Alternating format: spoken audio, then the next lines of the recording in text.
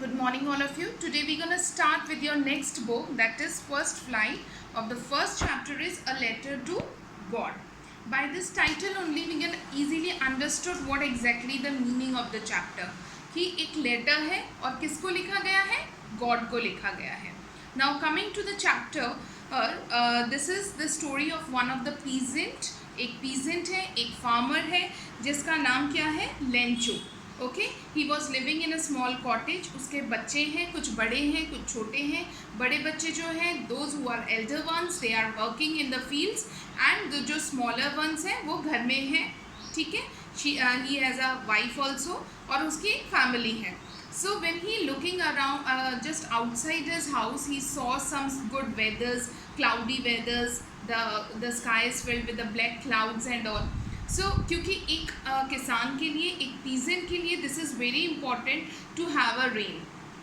ठीक है, हम और आप रेन में एंजॉय करने के लिए सोचते हैं, बट ऑन द कॉन्ट्ररी एक पीजेंट एक रेन को कैसे सोचता है कि वो उसका एक वर्थफुल होगा. वर्थफुल क्यों होगा? Because by the rain water only they can harvest their fields and they will earn the money.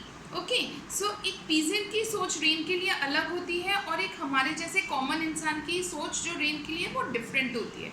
So the peasant, the Lencho was just thinking about and was telling कि अगर बारिश अच्छी से होगी तो this time we will have a very good amount of production. हमारा जो crop है उसका प्रोडक्शन जो है वो बहुत अच्छा होगा, and then we will earn a very good amount of money.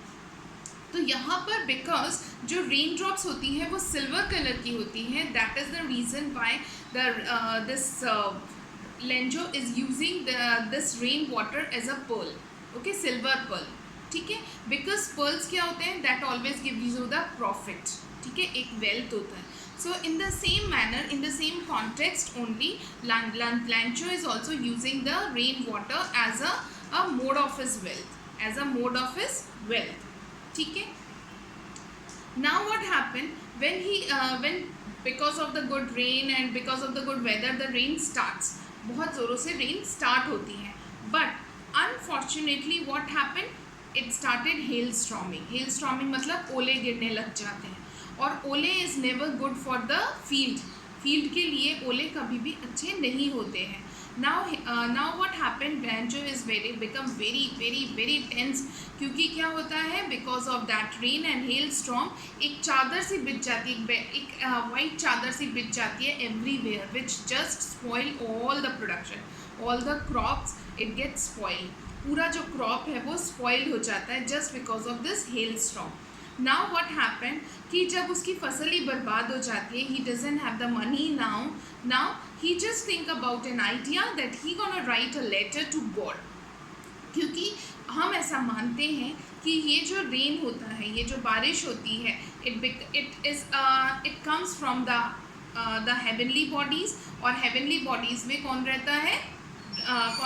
God रहता है. सो उसने सोचा कि that he will write a letter to the God, because he is having a very loss of this. क्योंकि इस प्रोडक्शन की वजह से, इस खेत की वजह से, जो एक किसान होता है वो हमेशा ही पैसा उधार लेता है, और अपना गुड क्रॉप के लिए यहाँ वहाँ से उधार लेके ही इज़ जस्ट मैनेजिंग. सो उसने कहा कि मैं एक लेटर लिखूँगा गॉड को, and hill ask the money. यहाँ पर मनी के लिए एक वर्ड यूज़ किया गया है, that is peso. Peso is a currency of several Latin American countries. Latin American countries में पेसो एक करेंसी को कहा जाता है.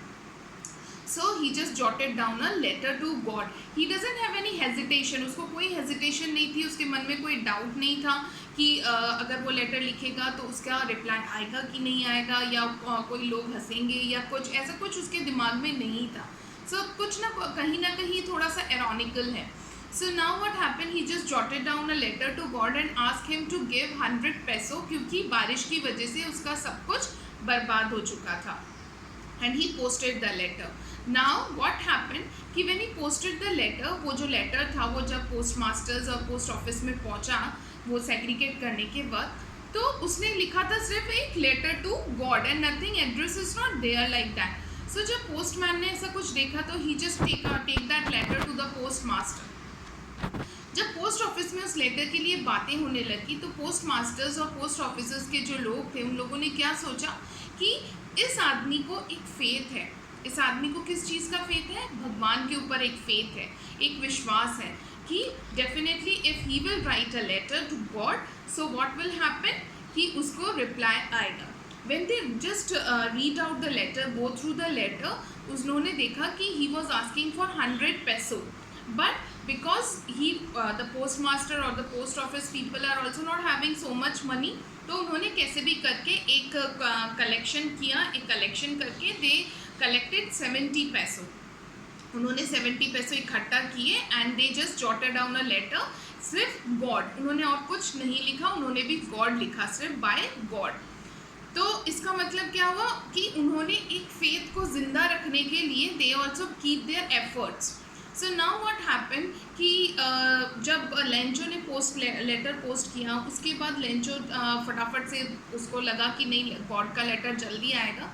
सो उसने बहुत जल्दी संडे से पहले ही उसने वो पोस्ट ऑफिस में एक विजिट करता है and he just go through that money and all. तो उसमें सिर्फ 70 पैसो थे.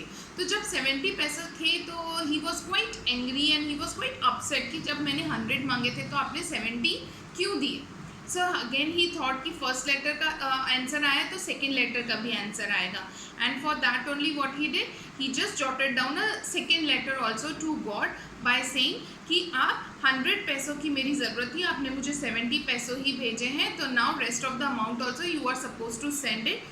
But one more instruction he gave, he said that the mode of sending the money he has to change, God has to change. Reason भी उसको विश्वास नहीं था कि शायद ऐसे उसको लगता था कि शायद God पैसा भेजेगा और पोस्ट ऑफिस में वो पैसे चोरी हो जाएंगे या ये लोग ले लेंगे.